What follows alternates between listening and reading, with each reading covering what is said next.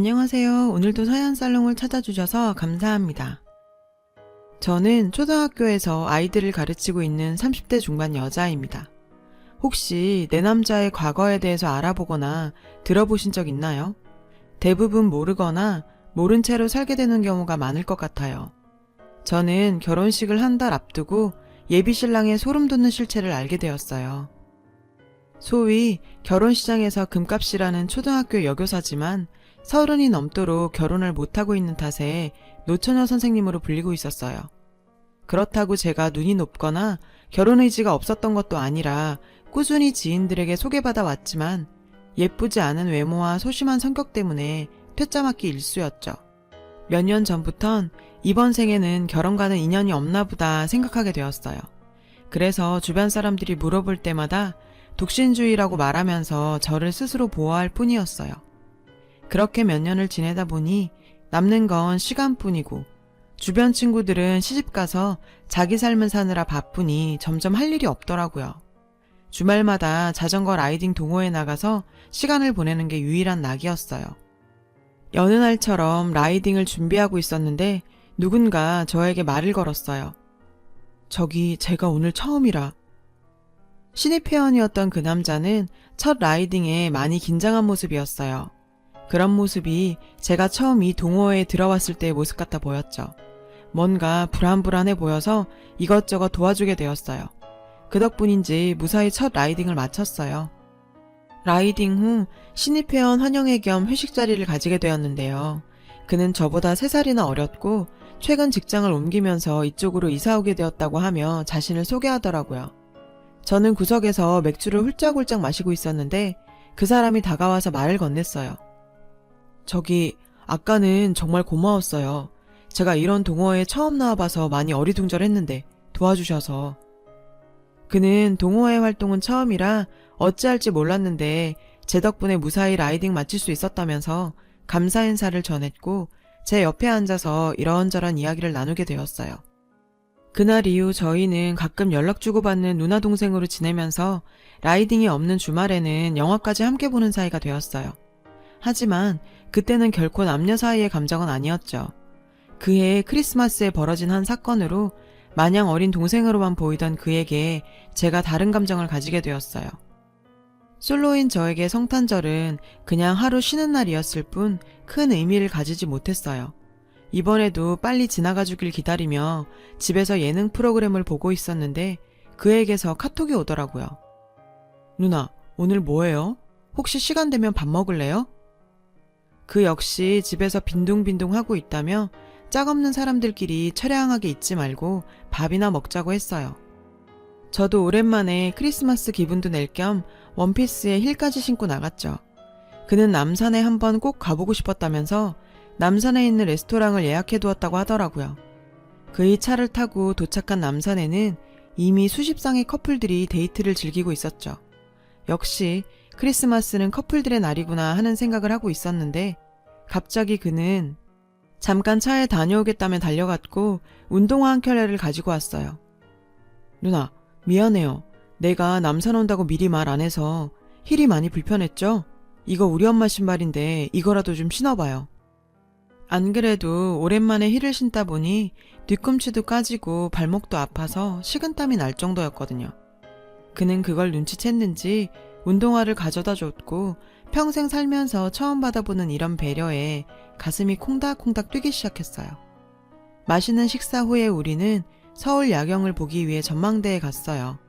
그가 잠깐 커피 사오겠다며 자리 비운 사이 누군가 제 어깨를 툭툭 쳤어요. 돌아본 그곳에는 동료 선생님이 남자친구와 서 있었어요. 선예쌤, 여긴 웬일이세요? 혼자 오셨어요? 여기 제 남친. 평소에도 얄밉기로는 그지없던 동료 선생님은 자신의 남친을 인사시키며 정말 사람 속 긁는 말을 해대는 거 있죠. 쌤, 잘했어요. 남친 없어도 이런 날은 기분 내야죠. 저희랑 커피라도 마실래요? 자기 괜찮지? 아니, 나도 일행이.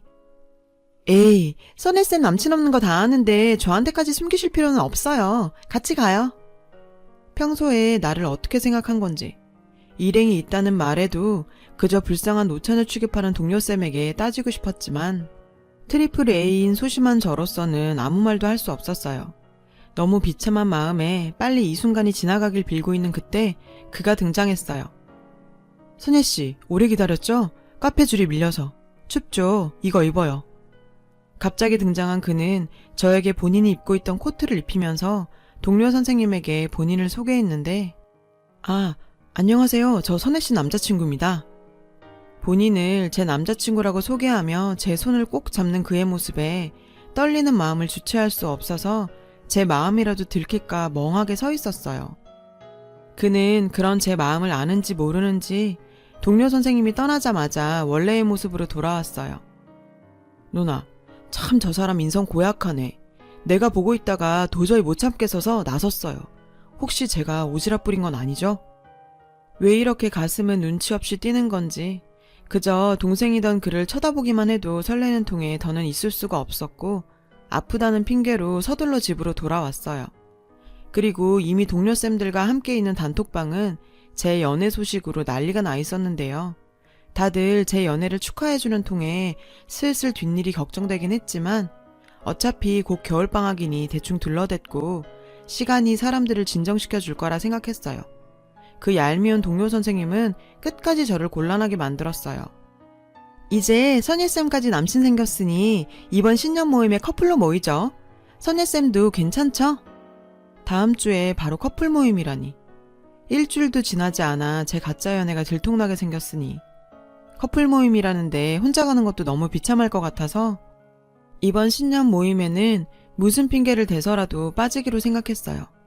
아이들 겨울방학 준비에 주말까지 출근해서 일하는 통에 그 주에 있던 자전거 라이딩 모임에도 참석 못하고 학교에서 서류 정리를 하고 있었거든요. 그에게 장문의 문자가 왔어요. 누나, 오늘 라이딩 안 나왔던데 혹시 내가 크리스마스에 했던 행동 때문에 화난 거예요? 제가 너무 제 생각만 하고 행동한 것 같아요. 누나 입장에서 곤란할 수도 있다는 생각을 못했어요. 미안해요. 그는 제가 그날 일 때문에 화가 나서 라이딩에 참석 안 한 걸로 오해하고 있었어요. 그렇게 저에게 정중하게 사과하는데 생각지도 않은 상황에 그저 당황스러웠죠. 노처녀로 살다 보니 여기저기서 이런 꼴 저런 꼴 다 당해도 봤거든요. 그런데 처음으로 그런 상황에서 거짓으로라도 저를 구제해준 그에게 오히려 감동했고 고마웠을 뿐이었는데 말이에요. 오해를 풀기 위해 포장마차에서 술을 한잔하게 되었어요.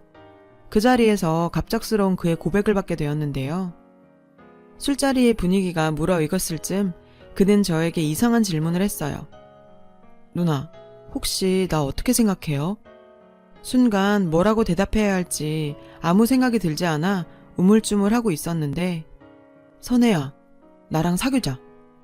순간 제 이름을 부르며 사귀자고 하는 그에게 그렇게 소심한 제가 저도 모르게 그러자 라고 대답해버렸어요. 그날 저희는 함께 밤을 보내게 되었죠. 사실 나이 30 넘어서는 부끄러운 이야기지만 그게 저의 첫 경험이었고 부끄러워하는 저를 배려한 그 덕분에 좋은 시간을 보내게 되었어요. 동료 선생님들과의 커플 모임에도 당당하게 그와 함께 참석하게 되었어요. 늦게 배운 도둑질에 밤새는 줄 모른다는 말이 있잖아요. 제 아파트에 살림을 합쳐 함께 살기 시작했고 6개월간의 연애를 끝으로 결혼 약속을 하게 되었어요. 그와 함께 결혼 준비도 차근차근 되어갔고요.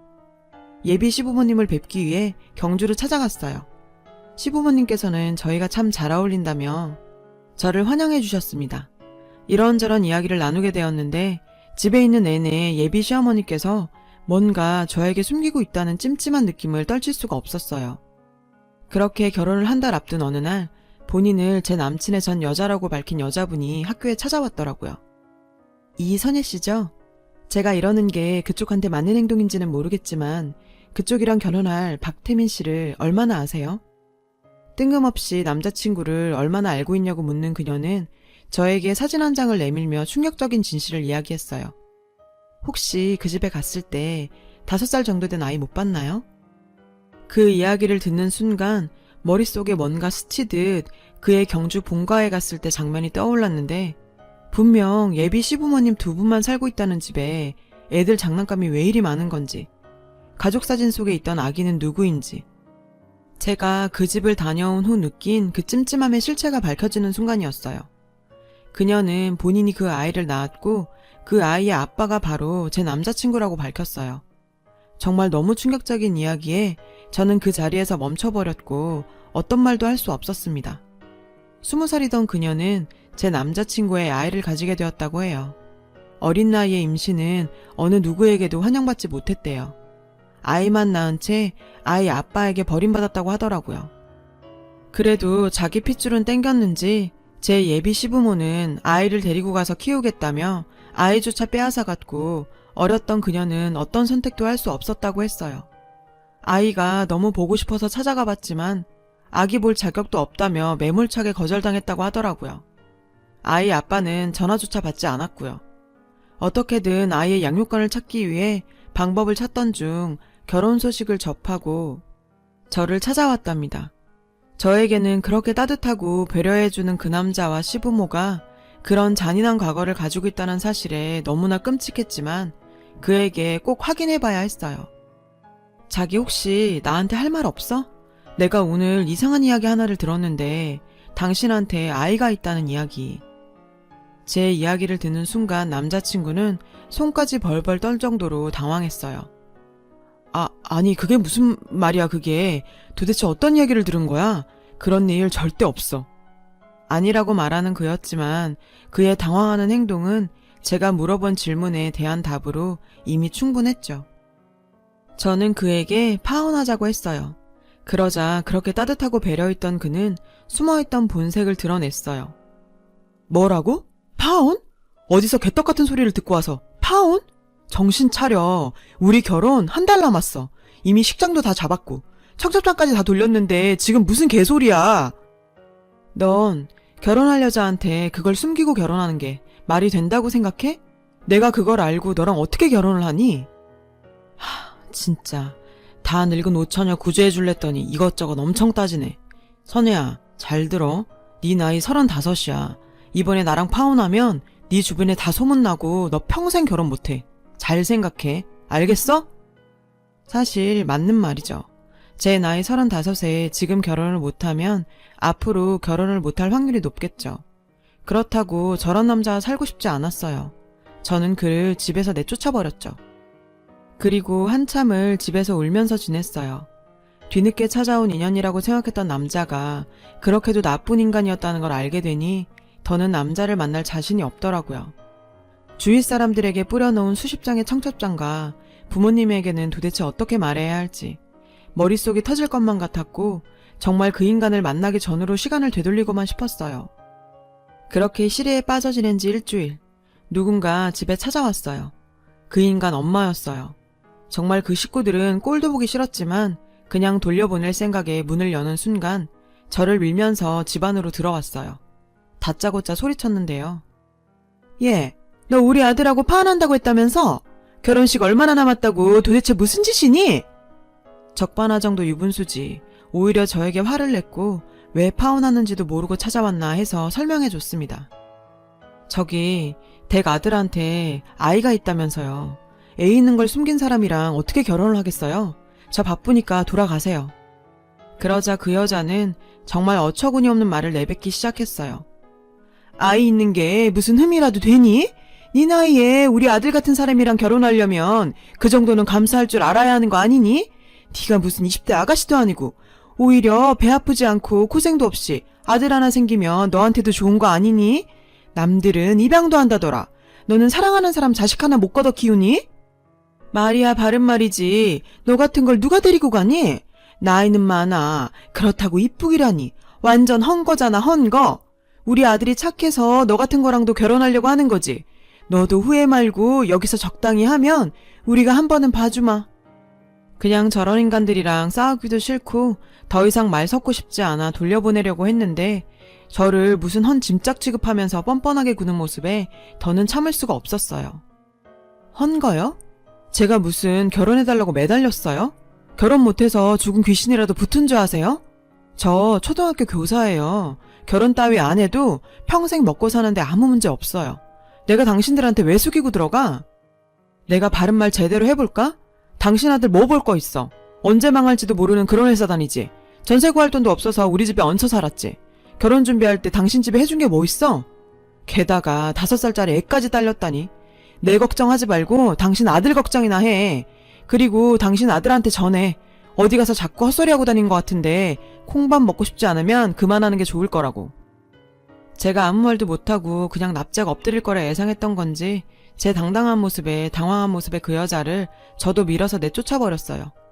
평생 누구한테 소리 한번 못 쳐보던 제가 속에 있던 말들을 다 내뱉고 나니 쌓인 울분이 다 쓸려 내려가는 것 같았어요. 지금까지 왜 이러고 살지 못했나 후회가 들더라니까요. 이 사람들도 저 같은 성격이면 쥐 죽은 듯 숨겨둔 아이 키우면서 그냥저냥 살 거라 생각했나 봐요. 파혼 후 저는 이 상황을 피하지 않고 정면 돌파하기로 했습니다. 부모님, 학교 동료 등등 결혼 사실을 알린 지인들에게 숨기지 않고 사실대로 파혼 소식을 알렸고 많은 분들로부터 위로와 격려를 받았어요. 그리고 제가 저 미친 집안에 시집가는 걸 막아준 그녀에게 뭔가 보답하고 싶어서 그분이 양육권을 찾을 수 있게 법원에서 증언도 하게 되었어요. 저 만나는 동안 한 번도 자기 애 보러 가지도 않았으면서 그놈은 법정에서 그제서야 자기 핏줄이라며 양육권을 주장했어요. 그 모습을 보니 더욱 그녀에게 양육권을 돌려줘야겠다는 생각이 들더라고요. 이런 일들을 겪고 나니까 제 마인드가 많이 변하게 되었어요. 왜 이렇게 결혼이란 걸 반드시 해야 한다고 생각했던 건지, 결혼 안 한 걸 왜 이렇게 부끄럽게 생각하고 산 건지 느긋하게 생각하려고요. 언젠가 정말 좋은 인연이 나타나겠죠. 훌훌 털어버리고 제 삶을 열심히 살아보려고 합니다. 긴 글 읽어주셔서 감사합니다. 여러분, 사연 댓글에 응원과 현명한 조언 부탁드려요. 좋아요와 구독은 저에게 큰 힘이 됩니다. 오늘도 좋은 일 가득하세요.